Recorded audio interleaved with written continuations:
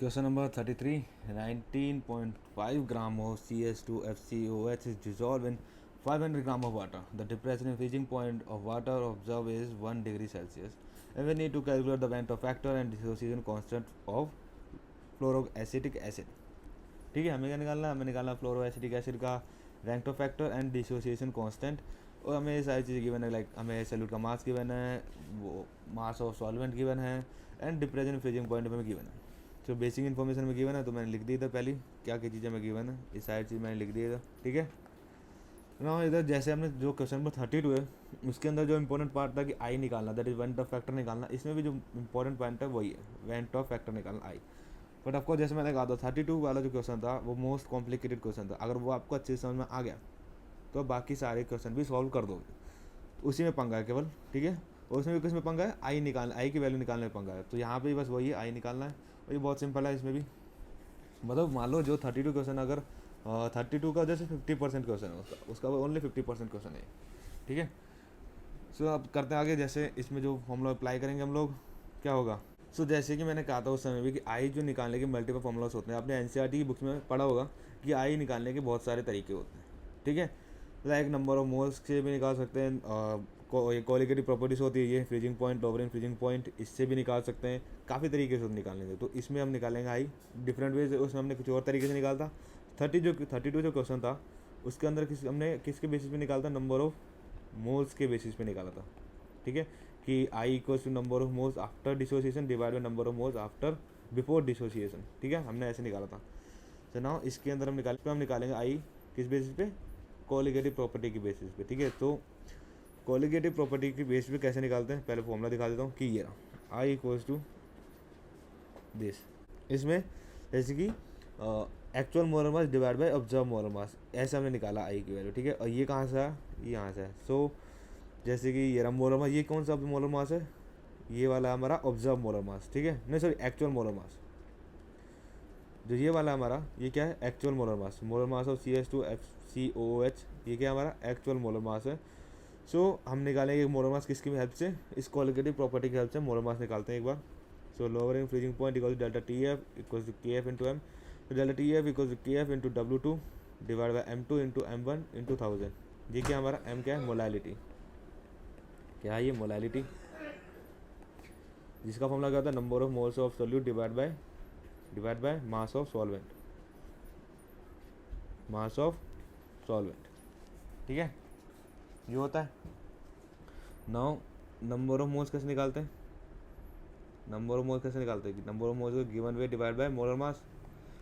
Given weight of what? Solute. Molar mass of solute. यहाँ पे लिखा है W2. तो एक मिनट, मैं इसे इरेज कर देता हूँ और यहाँ पुट कर दूँ, अच्छे से लिख देते हैं एक बार. यहाँ से क्या आ जाएगा? W2 divide by M2 into M1. यहाँ पे जो M1 है वो मोलर मास नहीं है सॉल्वेंट का, ये है हमारा गिवन मास ऑफ सॉल्वेंट. तो इसे मैं M की जगह W लिख देता हूँ इधर पहले तो मैं. ठीक है, इससे कन्फ्यूजन हो जाएगा आपको, नहीं तो आपको लगेगा मोलर मास ही है. तो W1. ठीक है, यहाँ पे भी W1 ना.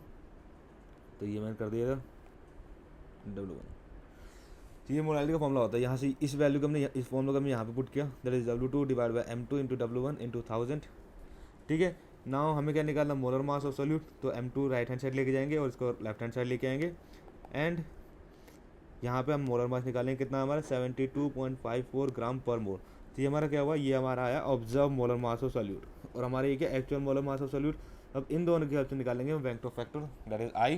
तो i equals to actual molar mass divide by observe molar mass. So i equal to 78.0 gram per mole divide by 72.5 gram per mole equals to 1.0752. आई की वैल्यू कितनी आ गई?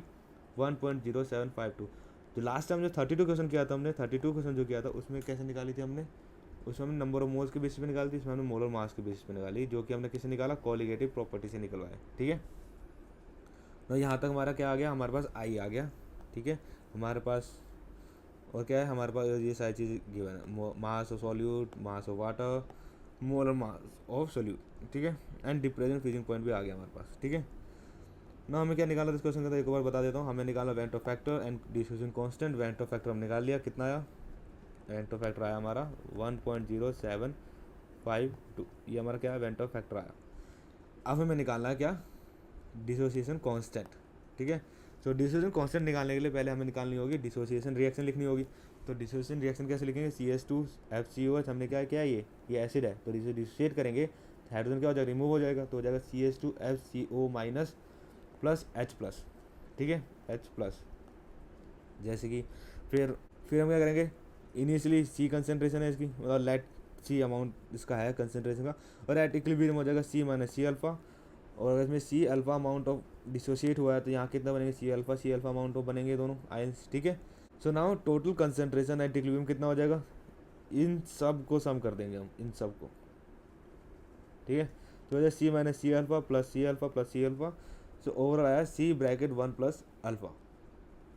कैसा आया, दोनों cancel out, C plus C alpha, C common ले लेंगे तो C 1 plus alpha आ जाएगा। नाउ वेंटर फैक्टर की एक और इक्वेशन कैसे निकालते हैं, वेंटर factor equals to what, concentration after dissociation divide by concentration before dissociation, क्या, कंसंट्रेशन आफ्टर डिसोसिएशन, ठीक है, and divide by concentration before dissociation, ठीक है। तो आफ्टर डिसोसिएशन कितना होगा, C bracket 1 plus alpha bracket close divide by initial concentration that is C से C cancel, so आ जाएगा I equals to 1 plus alpha हो जाएगा। I की वैल्यू हमने ऊपर निकाली कितनी है, 1.0752, हम यहाँ पुट कर देंगे 1 plus alpha, alpha equals to ये उधर चले जाएगा, 1 क्या है राइट हैंड साइड लेके चले जाएंगे और इसे माइनस कर देंगे, तो अल्फा की वैल्यू कितनी आ जाएगी, 0.0752, कितनी आई, 0.0752, ठीक है। नाउ हम यहाँ पे हमने मोलैरिटी भी निकाल दी एक बार। सो हमने मोलैरिटी क्यों निकाली है, क्योंकि हमें क्या चाहिए, कंसंट्रेशन की वैल्यू चाहिए। यहाँ तो हमने C पुट कर दिया था, ठीक है, यहाँ हमने लेट कर लिया था C, बट हमें अब क्या निकालनी है, हमें निकालना है डिसोसिएशन कांस्टेंट। तो डिसोसिएशन कांस्टेंट निकालने के लिए हमें कंसंट्रेशन की वैल्यू पता होनी चाहिए। हमने अल्फा निकाल दिया, तो ये K कैसे निकालते हैं, अब इसको ले लेना, मतलब ये सेम रिएक्शन नहीं चाहिए, ठीक है। ये रही CH2FCOH रिएक्शन करेंगे तो CH2FCO माइनस और H प्लस में क्या हो जाएगा, डिसोसिएट हो जाएगा। सो K कैसे निकालते हैं, कंसंट्रेशन एट प्रोडक्ट साइड, ठीक है, divide by concentration at reactant side, ठीक है। तो ये हो जाएगा CHF2CO minus concentration into H plus concentration divide by CH2FCOOH concentration. तो जैसे ये लिखा है मैंने इधर, ये लिखा है ना कि इसकी कंसंट्रेशन कितनी है, C अल्फा, यहाँ क्या आ जाएगा, ऐसे C alpha into C alpha, और इक्विलिब्रियम की बात ही चल रही है ये, एट इक्विलिब्रियम, ठीक है। और इक्विलिब्रियम पॉइंट पे ये रिएक्टेंट की कंसंट्रेशन कितनी है, C माइनस C अल्फा, तो ये जगह C ब्रैकेट 1 माइनस अल्फा, ठीक है। नाउ सेम यहाँ से ऐसे कैंसिल, तो K equal to C alpha square divide 1 minus alpha. Now हमें अल्फा की वैल्यू हमारे पास है, C की वैल्यू हमारे पास है, वैल्यू पुट करनी है और आंसर निकालना है। So K equal to 0.5 into 0.0752 square divide by 1 minus 0.0752, और जब इस सब को सॉल्व करोगे आपका आंसर आ जाएगा 2.299 इंटू 10 की पावर माइनस 4। सो हमें क्या निकालना था, हमें निकालना था वेक्टर फैक्टर, ये निकालना था हमें, इसकी वैल्यू कितनी आई हमारे पास, इसकी वैल्यू आई हमारे पास 1.0752, कितनी आई 1.0752, और हमें निकालना था डिसोसिएशन कांस्टेंट KA, इसकी वैल्यू कितनी आई 2.299 इंटू 10 की पावर माइनस 4। सो यही हमें निकालना था इस क्वेश्चन के अंदर, दैट्स इट।